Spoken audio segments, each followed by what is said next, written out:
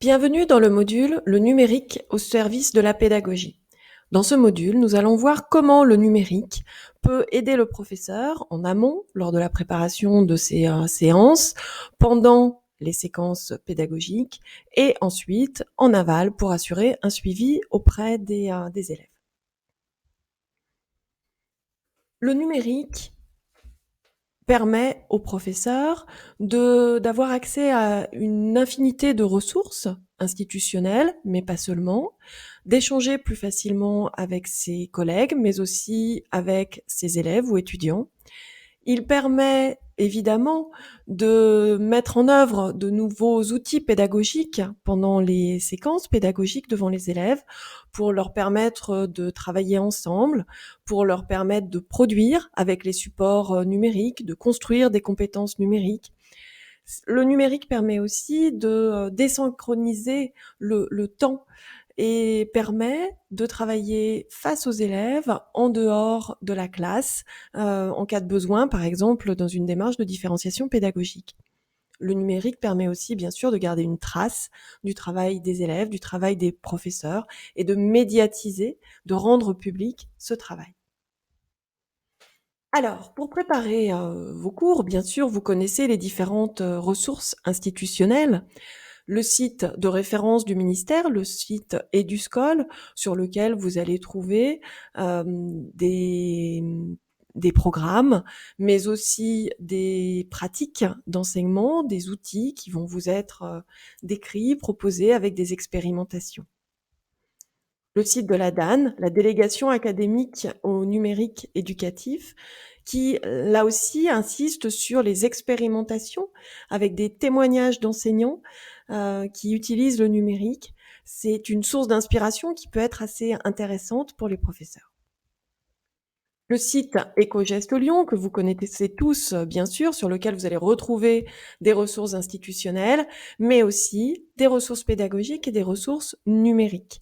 À signaler, le MAG Éco-Gestion de Lyon est devenu e-Connect, comme vous l'avez constaté, et suit aussi cette évolution du numérique.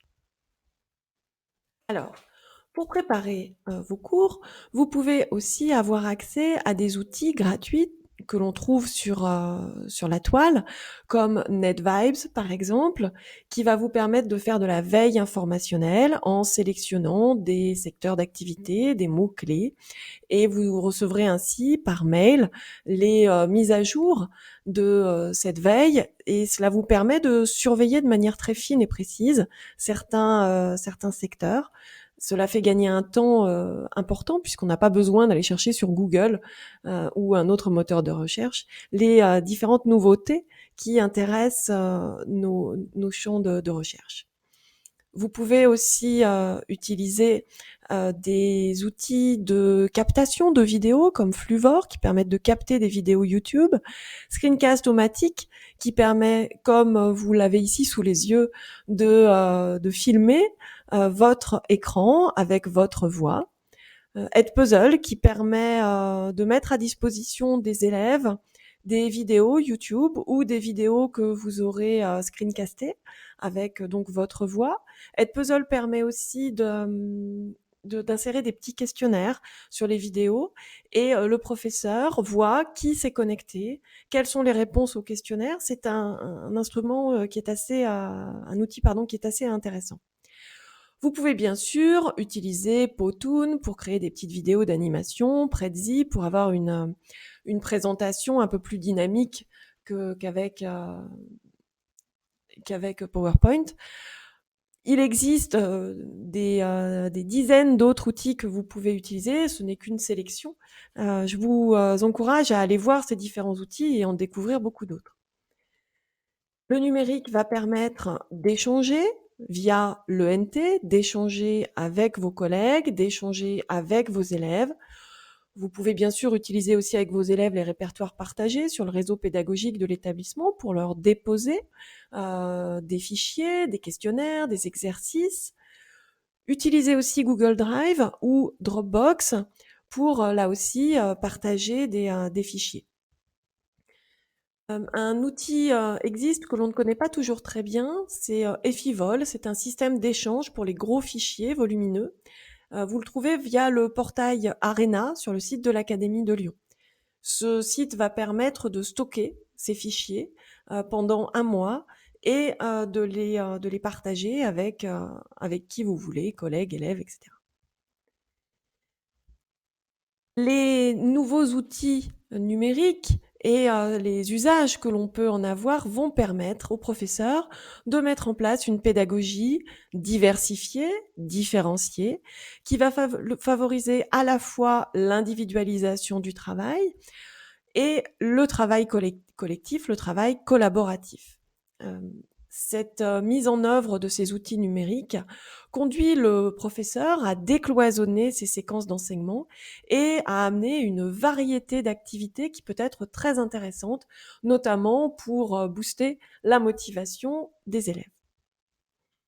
Le numérique peut donc être utilisé seul, dans un contexte individualisé, où on va avoir une relation plus personnelle avec chacun des élèves, ou bien en groupe, en classe ou hors la classe.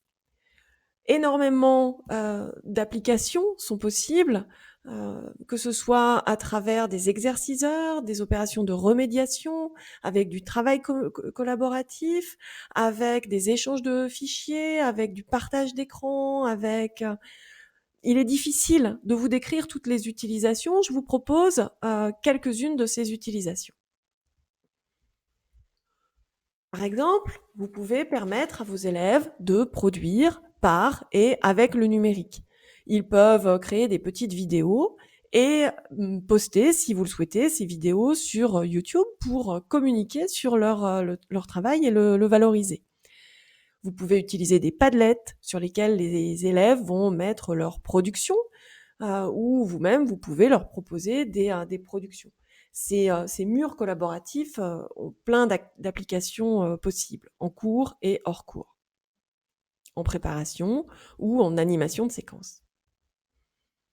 Vous pouvez bien sûr distribuer par le biais de l'ENT des devoirs différents à chacun des élèves ou à des groupes d'élèves, ce qui permet de s'engager vers une pédagogie différenciée.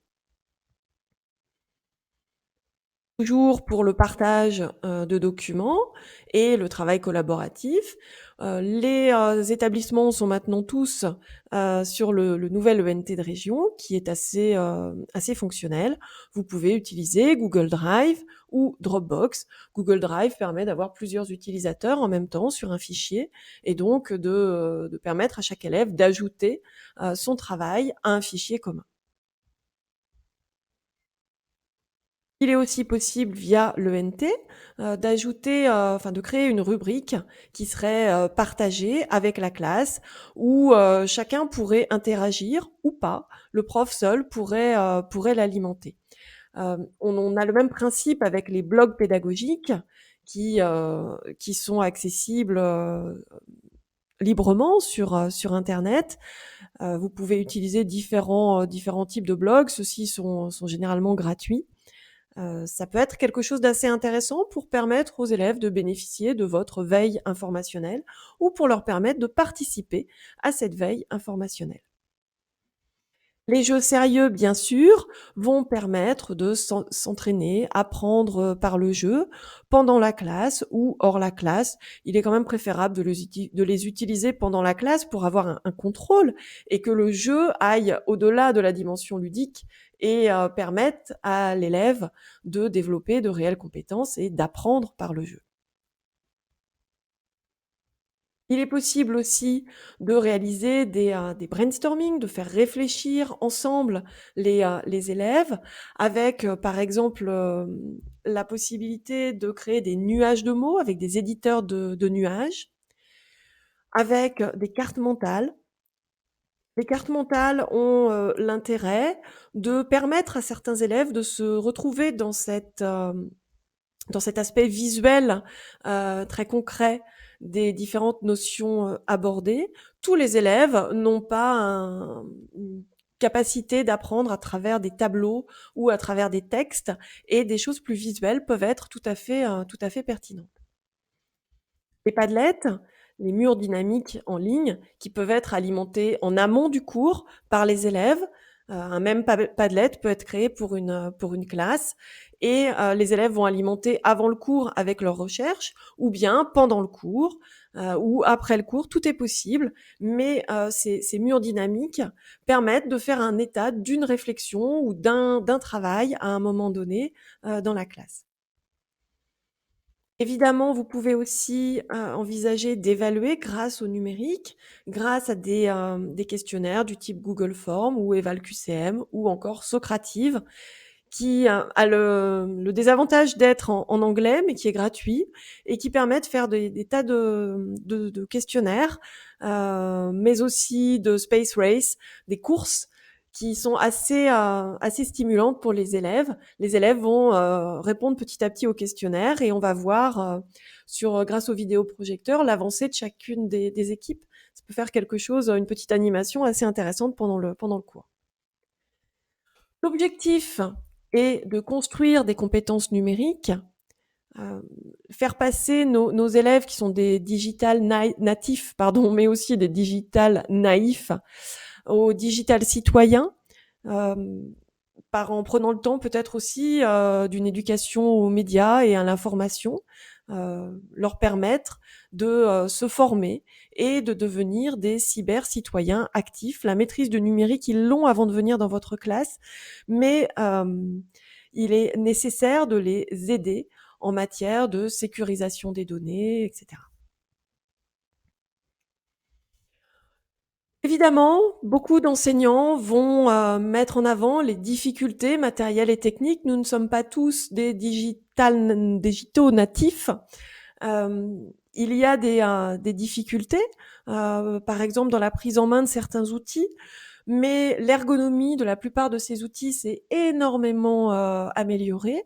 Les difficultés techniques ne sont pas aussi insurmontables qu'on peut le croire. Il suffit d'aller se promener sur chacun des outils que j'ai pu vous donner en exemple et vous verrez qu'il est très simple de les prendre en main et de créer des petits questionnaires, de créer des Padlets, de créer, etc. pour vos élèves. L'équipement du lycée peut aussi être un obstacle. Certains lycées sont très bien équipés avec des classes tablettes, du Wi-Fi, etc.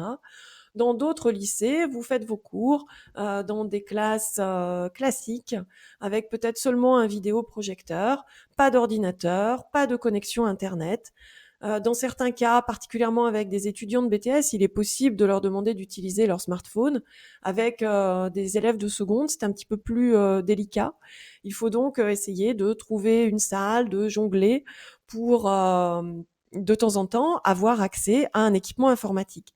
Sinon, il faut reporter l'utilisation des outils numériques hors classe, c'est-à-dire au domicile des élèves. Les élèves sont de plus en plus équipés de smartphones, mais aussi bien sûr de connexion Internet à leur domicile, même dans les secteurs défavorisés. Néanmoins, pour éviter les problèmes d'égalité entre les élèves face au numérique, on peut aussi leur conseiller d'aller au CDI et d'avoir accès à l'outil numérique dans ce contexte-là. Autre obstacle, le temps de préparation. Bien sûr, la préparation de vos séquences pédagogiques est un temps assez long et l'utilisation du numérique, surtout au début, lorsqu'on doit prendre en main les outils, euh, ça risque d'être un petit peu plus long pour vous, mais vous allez devenir de plus en plus efficace et vous allez y gagner. Y gagner car vous allez pouvoir mettre en place des expérimentations pédagogiques, tester des nouveaux outils, proposer des activités plus variées aux élèves, vous adresser plus particulièrement avec des outils adaptés aux élèves qui ont des difficultés ou proposer des prolongements d'activités aux élèves les plus rapides.